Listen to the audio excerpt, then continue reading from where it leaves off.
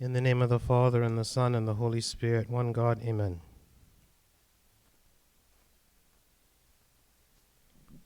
So last week, we started speaking about anger, and how is it that we sometimes express our anger in the wrong way, and that anger itself is not a sin, and actually anger is necessary for our life, because without anger, we wouldn't hate evil, and we wouldn't strive for good.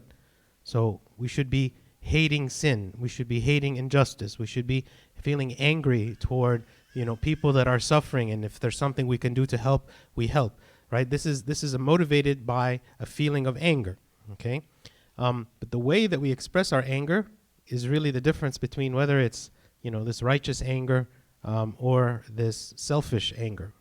Because oftentimes we express our anger in the wrong way, in the sense that I am personally insulted because someone said something or did something that hurt my pride or hurt my emotions, something like that. And so we become angry. And then out of this anger, I might have a sinful response. And so we spoke about several examples in the scriptures of people that had kind of a wrong reaction whenever they got angry.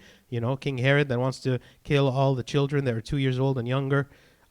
People like Haman from the book of Esther that wants to kill all of the Jews because Mordecai did not bow to him, and so on. And then we spoke about good responses to anger. And we spoke about an example of King Saul, whenever there were some people that didn't offer him presents when he was coronated to be king, then he held his peace. Or King David also, when people were insulting him, and he held his peace. So this righteous anger that we're speaking about now, this is anger that we feel legitimately whenever something happens that actually deserves that we would be angry about, like some kind of injustice.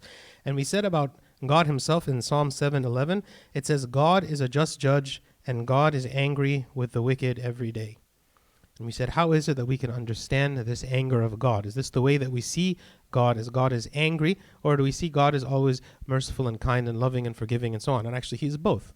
Right, because he is toward those who are repenting, those who are struggling, those who are trying and struggling to obey. He is obviously forgiving and merciful. But to those who are obstinate, to those who are prideful, to those who rebel against God willfully, to those who want to do wickedness with no remorse, those who know to do good and do not do, right? To them, to him it says what? God is angry with the wicked every day. And we spoke about this quote that I read last time. I'm going to read it again. It says, anger is a divinely implanted emotion, closely allied to our instinct for right.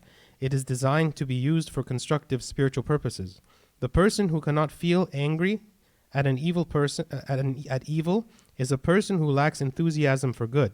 If you cannot hate wrong, it is very questionable whether you really love righteousness.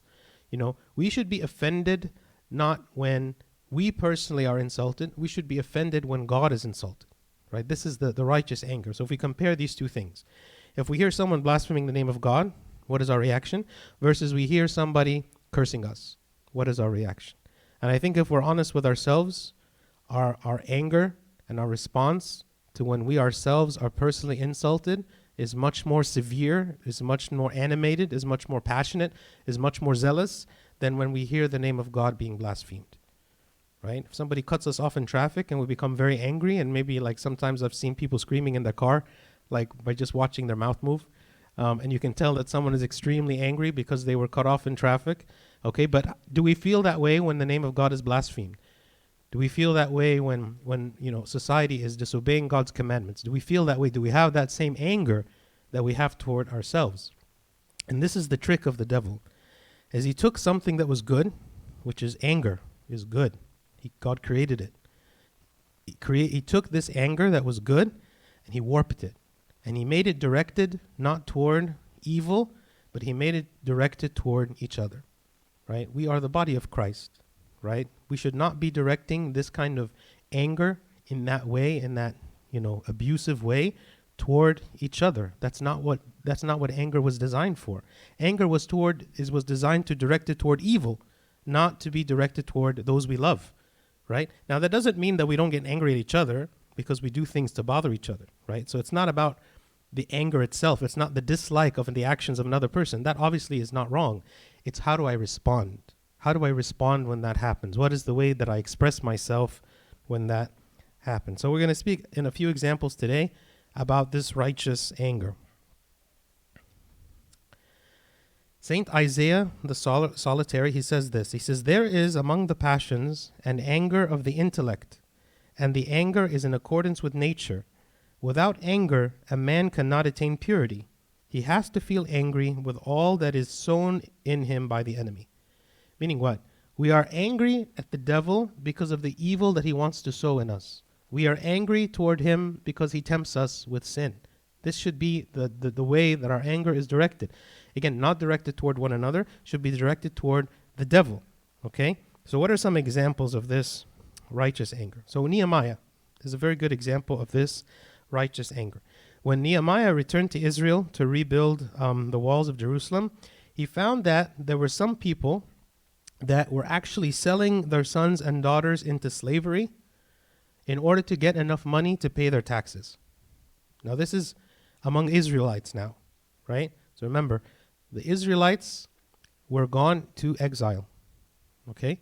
And then when they were coming back now from exile, and Nehemiah came back specifically because he wanted to build the walls of Jerusalem, okay, he found this situation that there were among the Jewish people that were living there in Jerusalem, people that were selling their sons and daughters into slavery because they needed the money to pay their taxes. And they were paying the taxes to Jews. This wasn't like a case of like Roman oppression. This wasn't like a case where I'm doing this to give it to other people. This was among the Jews themselves, okay? And so this, there were richer people. There were like richer Hebrew people that were living there at the time, but they were doing nothing to help these poor people like financially in order to help them pay their taxes so that they didn't have to sell their sons and their daughters into slavery, okay? And so this is what Nehemiah said when he saw this. He says, "And I became very angry when I heard their outcry and these words.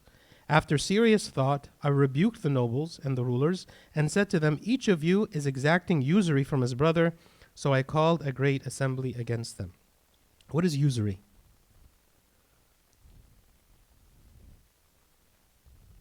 Charging interest. Okay? So is charging interest wrong? Our whole banking system would be wrong.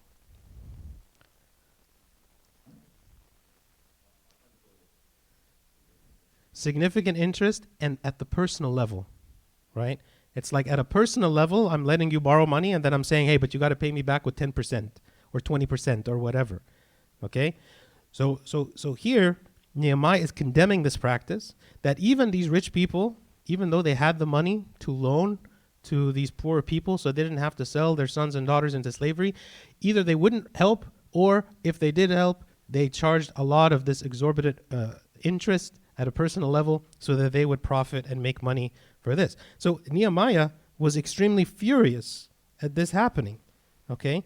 So Nehemiah is responding, right? But what is his response? First of all, the source of his anger is righteous.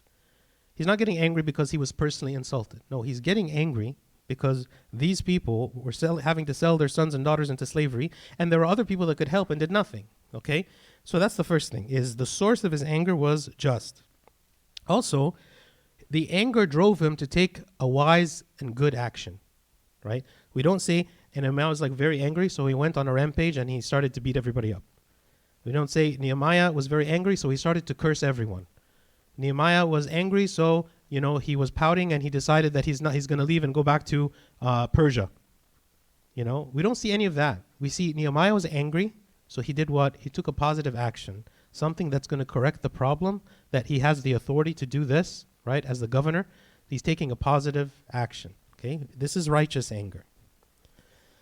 Another example of righteous anger is Christ himself. Okay. One time when Christ was in the synagogue on the Sabbath, there was a man who had a withered hand, and Christ knew that the Pharisees, who were very fanatical when it came to the Sabbath laws, because the Sabbath was supposed to be no one would work on the Sabbath.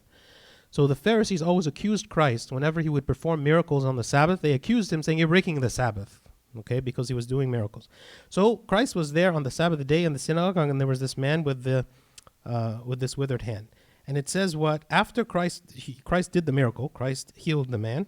Okay, and then it says what? And when he had looked around, this is Christ, at them with anger, being grieved by the hardness of their hearts, he said to the man, stretch out your hand. And he stretched it out, and his hand was restored as whole as the other. Okay, here, what was the motivation of Christ's sadness, of Christ's anger? It was the sadness when he looked at the people. He looked at their hardness of heart. He said, you care so much about your laws and trying to say that no one can do any work on the Sabbath, but you're not willing to heal a man on the Sabbath. You're not willing to see that a person is cured on the Sabbath. You have become so legalistic, right? And so this was the source, again, of his anger. And one of the reasons, actually, that Christ would deliberately, because we always read about these stories of Christ going and healing on the Sabbath, Christ would deliberately heal on the Sabbath because he wanted the people to see that this was not a wrong use of the Sabbath, right? This was a correct and right use of the Sabbath. So here Christ, he was motivated by his love for those who were in pain, for those who were lost, for those who needed help. Christ was motivated by his love, right? And so he was angry toward those that didn't have that same motivation. He was angry toward those that didn't love. He was angry toward those that were very callous and didn't care at all for those people who were suffering. This is the opposite of Jonah. If you remember last week, we spoke about Jonah and how Jonah didn't care for the Ninevites. God called him to preach to the Ninevites, to repent from their sins so they would be saved. And yet Jonah was very obstinate, very stubborn. He didn't want to go. And even when he went and he preached, he was still hoping that the Ninevites would be killed, that God would destroy their city. And as he sat there watching what was going to happen, right, he became very angry when he saw that God was not going to destroy them. Okay? So here we see what Christ was not violent. He wasn't upset. He was teaching. Like he was teaching the people. This is how you should act. This is right and this is wrong. We see another example of Christ that actually sometimes when we read this story and we try to imagine it, we think, wow, this is not very Christ-like to hear this story, right? This is the story of Christ overthrowing the tables of the money changers. Okay? What is this story of the money changers? Who are the money changers? Does anyone know who are these money changers in the temple? Sorry? Taxes? Okay, what kind of tax?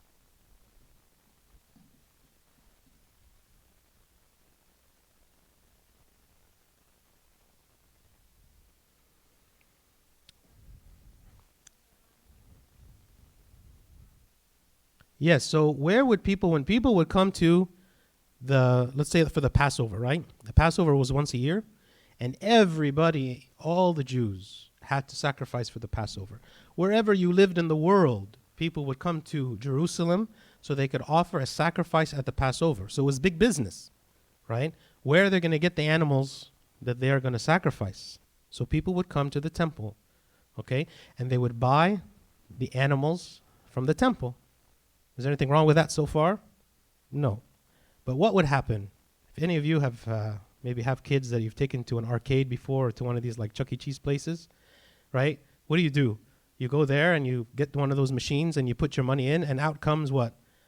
Like tokens, or now they have it on the little credit card looking thing with the points, okay? Right? So once you have transferred your money to the credit card or to the tokens, it's useless to use anywhere else.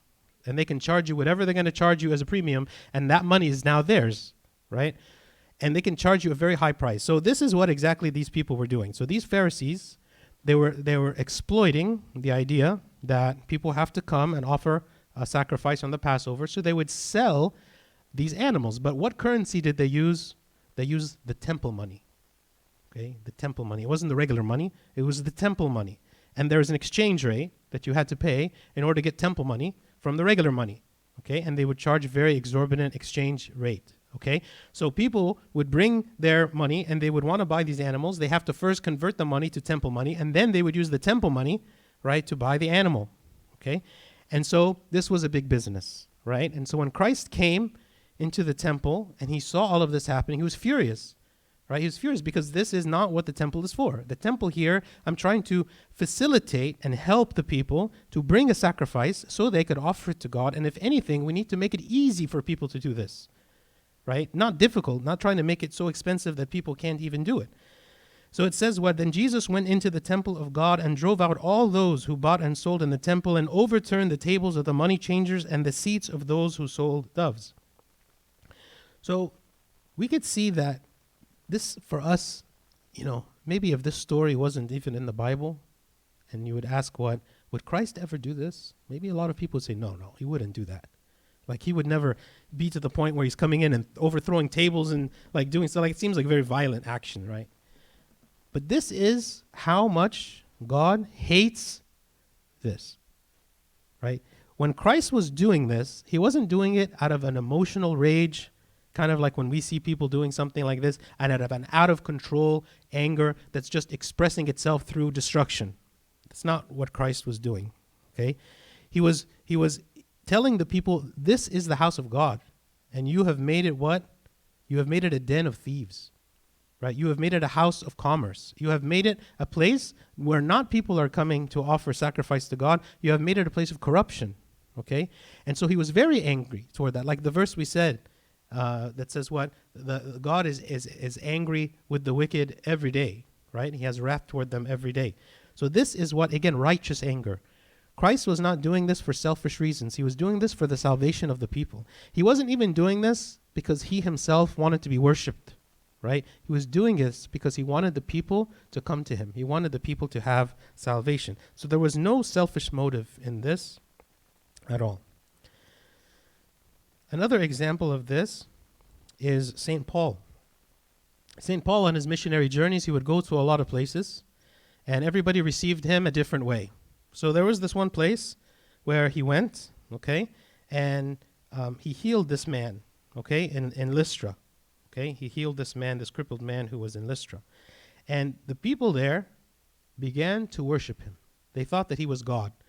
Him and Barnabas, they thought that Barnabas was Zeus and that Paul was Hermes, okay, the gods. Because they saw this miracle and they said, this is supernatural, so they have to be gods. So St. Paul is there trying to preach God, the Lord, as God, and instead the message that they received was, we are just among, the Greek pantheon of gods. We are just among the Greek gods. So he was upset. He was upset. And he says, but when the apostles Barnabas and Paul heard this, they tore their clothes and ran in among the multitude, crying out and saying, men, why are you doing these things? We also are men with the same nature as you. Meaning, don't worship us. We are men of the same nature as you. Right? And he was angry. But again, he wasn't angry because he was personally insulted. He wasn't angry for selfish reasons. He was angry because people were not worshiping God, and that's what made him to be angry. And especially because it was because of his own actions, this miracle that was supposed to bring people to faith and believing that the God of Paul is the true God, instead they believed, well, you did this miracle, so you yourself are a God. Okay? And that was what made St. Paul angry. So instead of seeking glory for himself, like we saw a lot of the examples from last week, when people would get angry, like Nebuchadnezzar, for instance, he would get angry because he wanted glory for himself. And when people didn't give him the glory he wanted, he began to destroy, he began to kill, he began to attack, right? Here it's the opposite. When St. Paul received glory for himself, this is when he became angry. Because he says, the glory doesn't belong to me. The glory belongs to God. And my whole purpose, the whole function, the whole purpose of my life, traveling everywhere that I'm traveling and doing all of this, having sacrificed my entire life for this mission, for this ministry, is to make sure that you believe in God. And now you're telling me that you are thinking I am God? So that made him very angry, very angry. So you see the motivation. The cause of the anger that he experienced was not for selfish. It wasn't because somebody personally insulted me. It was because he was zealous for God. So this is some examples of righteous anger. This is what it means to have righteous anger. I am angry against evil. I'm angry when I see people away from God. I'm angry when I see, people being led astray. This is what makes me angry. And because it makes me angry, it motivates me to act. It motivates me to do something. When we speak about evangelism, what should be my motivation for evangelism? My motivation should be anger and fear for these people that are living away from God, and God is coming and saying, what? This is your responsibility. There's a verse in the book of Ezekiel that essentially says, when the wicked are doing their wicked things, then I will hold them accountable. But when you do nothing to warn them and rebuke them from the wickedness that they're doing, then I will hold them accountable, but you also are accountable for them. So that should make us afraid, should make us feel like this is my responsibility. This isn't just like, it should be really, really based on, I'm angry at the devil. I'm angry at him because he is sowing all this evil in the world. There is also wrong reactions to righteous anger. So far here, these examples we've said, they were right reactions to righteous anger, meaning there was a good reason why they were angry, and the people reacted correctly, constructively, in a way to correct, in a way to improve, in a way to correct, to fix whatever it is that was wrong. It was constructive, okay? There's also wrong reactions to righteous anger. So Moses, when he went up on Mount Sinai, he was there for how long? 40 days. And he was fasting for 40 days. And he received what from God? The tablets of the 10 Commandments. Now, you go up on a mountain for 40 days, fasting, and you receive from God what it says was written by the finger of God, these 10 Commandments. He comes down with the 10 Commandments, and what does he see? The people are worshiping a golden calf. So clearly, Moses is going to be very angry, okay? For very good reasons, okay? But what was his reaction? What was his reaction? It says, so it was as soon as he came near the camp that he saw the calf and the dancing. So Moses' anger became hot, and he cast the tablets out of his hands and broke them at the foot of the mountain. So, did that really do anything? Did that really help anything? Was anything constructive that came out of destroying the tablets that were written by the finger of God? Like these are like you would imagine if you had this, like if you had tablets that were written by the finger of God, like you would protect this, like you can never replace this. This is irreplaceable. Like there's no value. Like you can't even begin to think about how important that something like that is. And yet Moses, just out of his pure anger, he was zealous for God, yes. And he was angry because the people were not worshiping God, just like St. Paul. Just like St. Paul, when St. Paul said, you don't worship me, worship God. And he was angry, okay? Anger, good anger. But what was his response? What was his reaction? What did he do with that anger? He just took the tablets and he just threw them on the ground, right? Yes, but the clothes are just clothes. You can buy the clothes in the store, okay? But you take the tablets, okay, that God has created. You don't just tear them. You don't just throw them. You don't just destroy them, okay, like casually like that, okay? So this is an example of what someone with a wrong reaction, even though they had a good reason, okay? Let me give you some practical examples, okay? Say, in our church, when we come to take communion, we're supposed to take off our shoes before we come and take communion. Let's say somebody is new in the church, they're newly baptized, they're not used to the system or whatever it might be, and they forget to take off their shoes. And I've seen things like this happen. So they forget to take off their shoes, and they're coming in to take communion, and then somebody notices that they're not wearing shoes, or that they are wearing shoes, and they're like, okay, that's wrong. And okay, it's wrong. It should be corrected. Okay, but how do we correct? We go up to them and start yelling. He's like, why are you not taking off your shoes? You should be this. Like in making a scene out of something, right? It's the wrong response. It might have the right motivation. It's not a selfish motive. It's a motive of being someone who wants someone to do the right thing, okay? But it's the wrong response. It's the wrong way of communicating that to the person so that they will comply and so that they will understand without embarrassing them, without making them feel like this is the worst thing that's ever happened in the world, okay?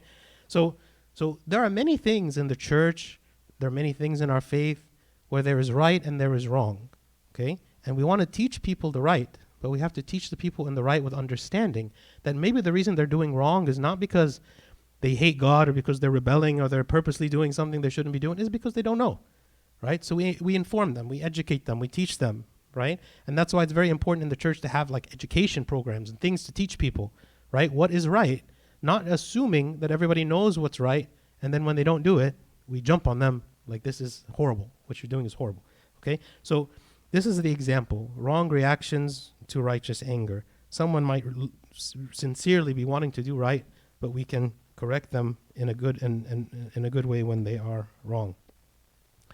In James 1 verse 20 it says, "For the wrath of man does not produce the righteousness of God." The wrath of man does not produce the righteousness of God. Meaning you can never reach the righteousness of God through the wrath of man. Meaning, when I'm trying to correct something for the sake of righteousness, if I use wrath to try to produce righteousness, it will never happen. Never. Okay? And again, the wrath of man is not the same thing as what Christ did. Okay, what Christ did when he overturned the tables of the money changer, this is not the wrath of man. This is not an emotional, destructive action. This is a thoughtful, principled action. Sometimes thoughtful, principled actions have to be firm. Sometimes thoughtful, principled actions have to be tough. Okay, but not passionate, not emotionally uncontrolled. Okay, there's a big difference. What is the difference between righteous anger and judgment? Right? Because sometimes people mix the two. If I go to a person and out of my righteous anger try to correct them in the right way, I'm not talking about in the wrong way. If I try to correct them in the right way, people's response is what? The most famously misused verse in the Bible is, do not judge. Do not judge. Don't judge. The Bible says do not judge. So what does that mean? That I can't ever tell you that you're doing anything wrong? Because the Bible says do not judge? I'm not judging you by telling you that you are doing something wrong. So what?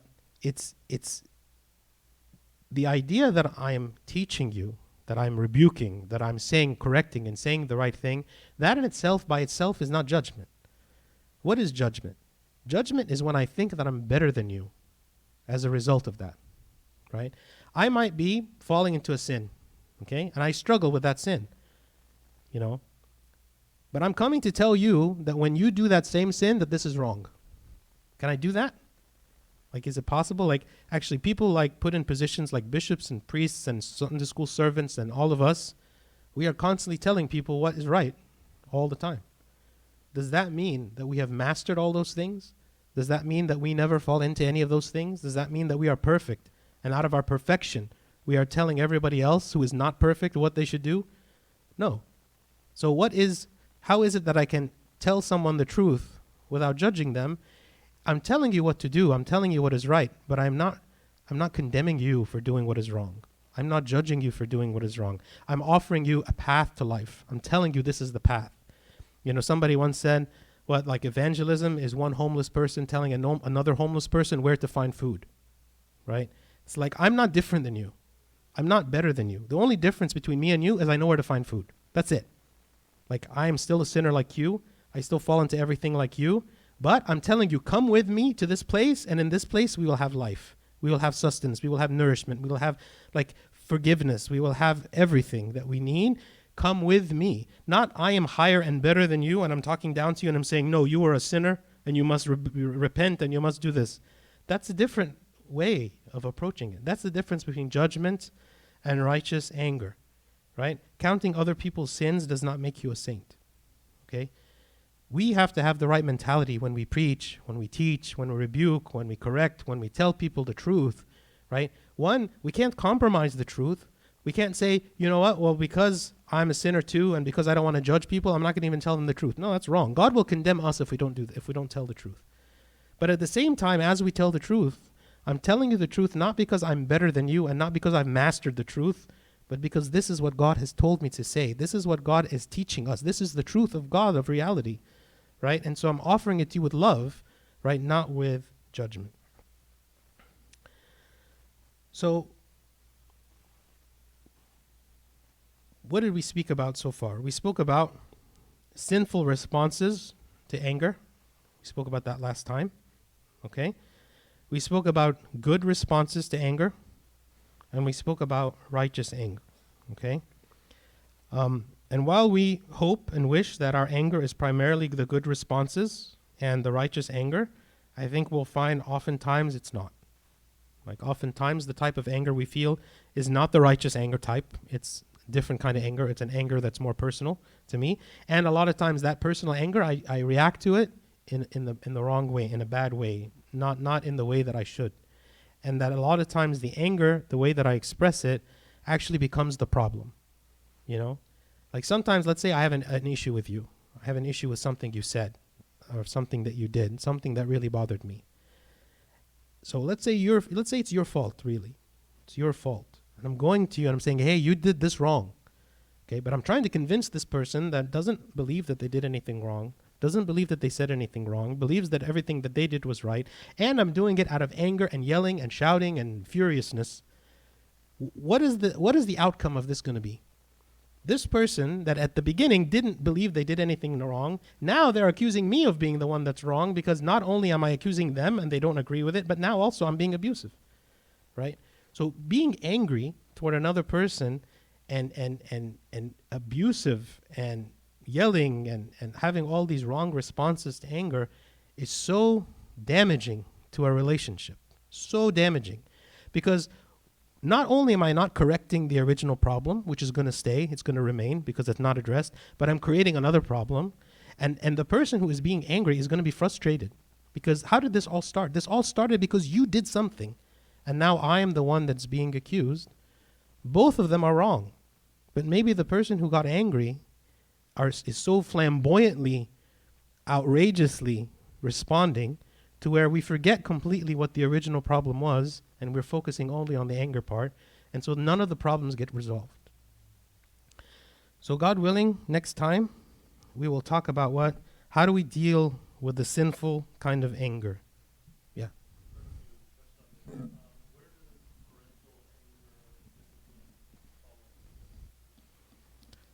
That's a good question. Okay, and that could be a whole topic in and of itself. Parents are called by God to raise their children. We are responsible for our children.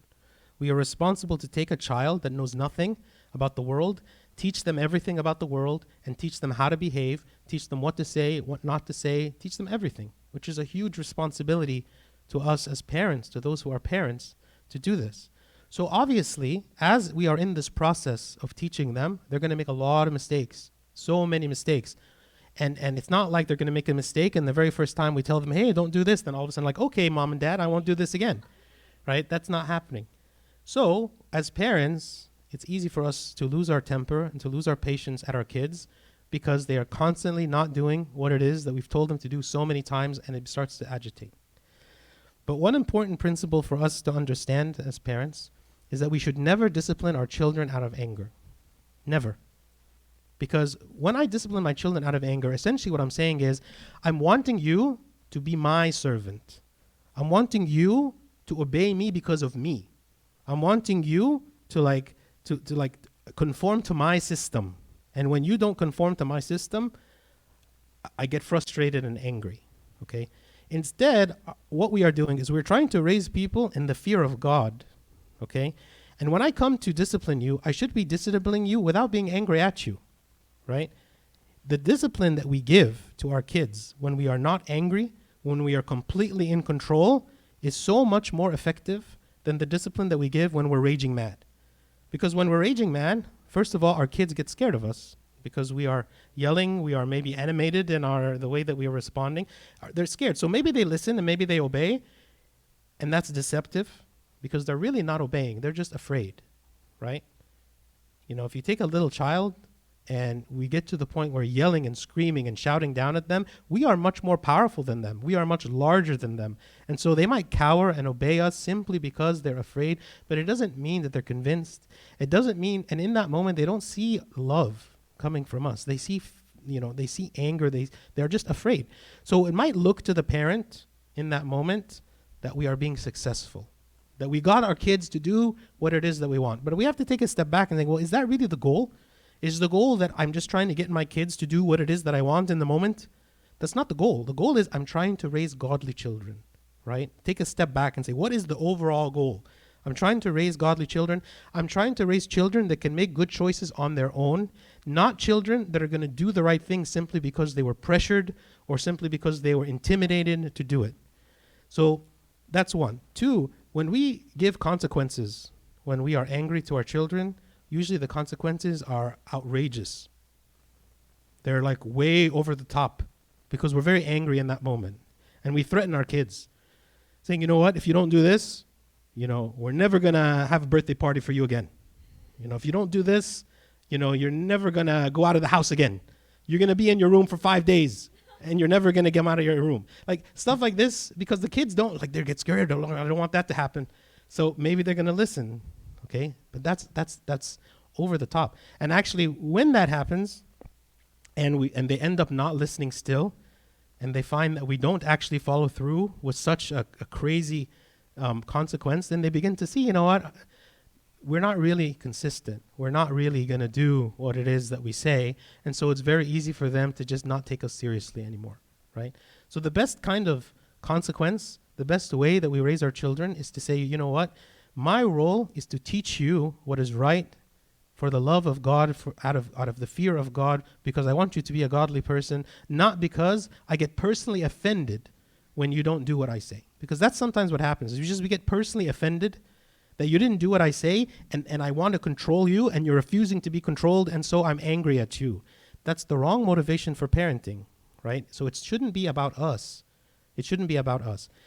My goal is to teach you what is right. So when I'm calm, and I think to myself, how can I teach this child to follow through with this good action, to develop this good habit? And, and we discuss it and we say, what is the right way? And we think about it, and we might fail, we might not. Like, it's a process, obviously. Like, parenting is not going to be resolved in one day, But the consistency of being calm, the consistency of showing love, the consistency of not trying to destroy our children when they do wrong, and to always build them up, even when they've sinned, even when they do the crazy things that they do, but never to make them feel like we are overpowering them, never to make them feel like we are hating them, or to feel like we have lost hope in them. Always building them. But the only way we can do that, because that's really how we feel.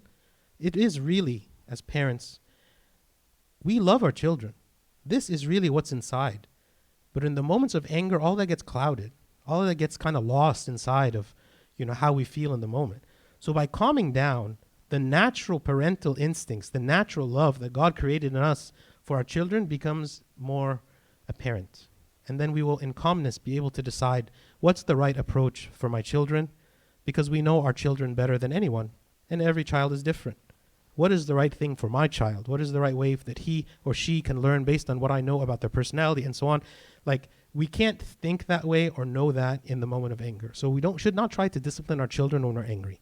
So if our child does something outrageous that makes us very angry, okay, go to your room, let's everybody calm down, and then when things are calm, then it's time for consequence and time to discuss what was wrong, what did you do wrong, what could you have done differently, what do you think is the right consequence for this, okay, this is what we're going to do. Like, all those conversations can't happen in the heat of the moment, because in the heat of the moment, everything is just crazy at that point. So, God willing, next time we will speak about how to deal with the sinful type of anger responses, and look at some examples of that as well, to help us deal with this when we are, tempted to lash out at other people and so on. Any comments or questions about what we talked about? Yes.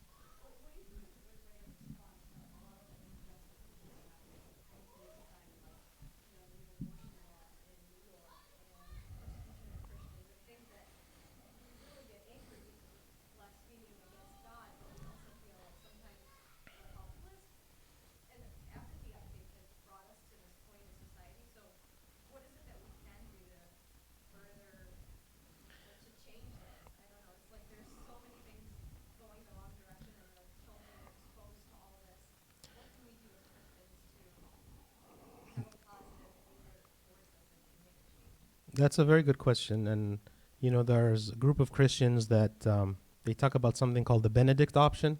Have you heard about this? This is the philosophy of Saint Benedict, the Catholic monk, who essentially said, as Christians, the only way that we're going to survive in society is to go into isolation. And actually, more and more Christians and like different Protestant churches are actually seriously talking about that this is the only way. I'm not advocating that, but I'm mentioning that just because, like you said, so many people feel helpless to say, how is it we're going to protect ourselves? How is it we're going to protect our children from the inevitable downfall, that like the direction that everything is going, and to the point where people are actually talking about, well, we just have to be completely isolated. We have to have our own everything. We have to have our own schools. We have to have our own, cities. We have to have anything. So we're completely isolated from the rest of the world. That is not, I don't believe that is what Christ intended, okay? Because he's calling us to be the salt of the earth. So he says what? We overcome evil with good. right? We overcome evil with good.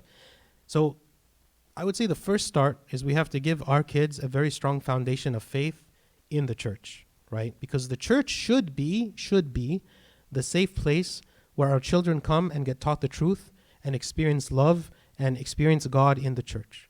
Sometimes, unfortunately, that's not the case. And sometimes, people have bad experiences with people in the church that causes them to want to leave or causes them to, be taught wrong things, and so on. Or maybe the way that we're teaching is not the right way and so on. So that's one. Clearly, in the church, we have to make sure that the experience is a positive one. Two, the idea of going into the world and seeing sin there is not all bad. What that means is what?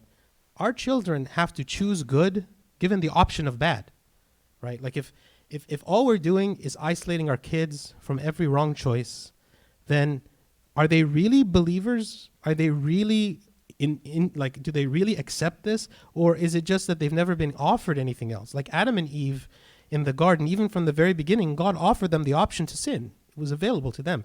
And if they hadn't sinned, if that tree of knowledge of good and evil didn't exist in the garden and they never sinned, well, we wouldn't really look at it and say, wow, well, they're really good. I mean, there was no option. There was no way. They could literally not find any way to sin because that was the only wrong thing to do. The only thing that God had told them at that time not to do was don't eat from this tree, right? So if our kids in the midst of society, the option is there to sin, I would say just the fact that it's there in and of itself is not 100% wrong. It's not 100% bad. But we have to obviously take action, be very careful. The types of parenting that we have to do today is not the same kind of parenting that could be done 100 years ago and be successful, right? Like parents today have to be so diligent. Like parenting is a full-time job today. Honestly, parenting is a full-time job today more than ever. Maybe back in the 50s, it was more common that you would have, for instance, the mother, be a full-time mom and stay at home. And maybe more and more now, like it's more common that, both spouses work, which is okay. But what I'm saying is in the 50s, if both parents worked, it was much less dangerous than today if both parents work. Okay. So even more when we are working, even more when we are out of the house a lot, even more when we are so busy and have these things, we have to be so calculating, so planning and purposeful in how we raise our kids and what we allow them to watch and what they cannot watch and all of this and how we teach them and spending time with them. Because spending time with our kids, like where does the most effective parenting happen? It happens when we don't expect it. Right? It happens when we happen to be with our kids doing whatever, and then they start talking about something that they saw in school and asking about it, and what about this, and this person said this. But if we don't make that time to just spend time with our kids, then maybe those situations will not arise. We won't have that opportunity to teach them. Teaching, the most effective type of teaching for our kids is not a classroom environment, right? It's the daily interaction where the children absorb the parents. They absorb our language, they absorb our ideas, they absorb our practices, they absorb our opinions, they absorb everything. And same with teachers as well in school. So we are the children is the product, they say what it takes a village to raise a child, like everything and everyone that is interacting with that child plays a part in creating that foundation. And once they reach a certain age, and that foundation is solidified, there is much less danger for them to drift away because at least the foundation is there. And if they drift away at some point, it's easier for them to return because that core foundation is there. So when it comes to this stuff about the world, I would say what? Evangelism is the most effective way. Because you can think about different ways. One is lobbying the government, for instance. Okay, we don't want abortion laws this way. We're going to go lobby the government and say, okay, let's change abortion laws. And I'm not trying to say that it's wrong for the church to lobby the government, and I definitely think the church should be more involved in politics because this is the way we are defining our nation. Like, this is our country. This is not somebody else's country.